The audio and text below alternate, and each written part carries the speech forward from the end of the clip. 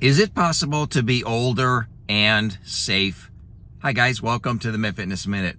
As we age, we often think to ourselves, how do I stay safe as I'm aging and living my life and going about my daily routine?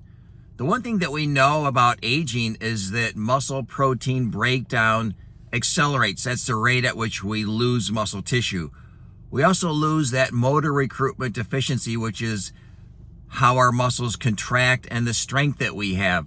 So we're losing muscle, we're becoming weaker, and if we're not strength training, it basically is impossible to stay safe as you're aging. At any moment you could trip, fall, experience an injury that could be both serious and or life-threatening. So if you want to live your best life and be safe and enjoy your life as you age, living the strength training lifestyle is your best option.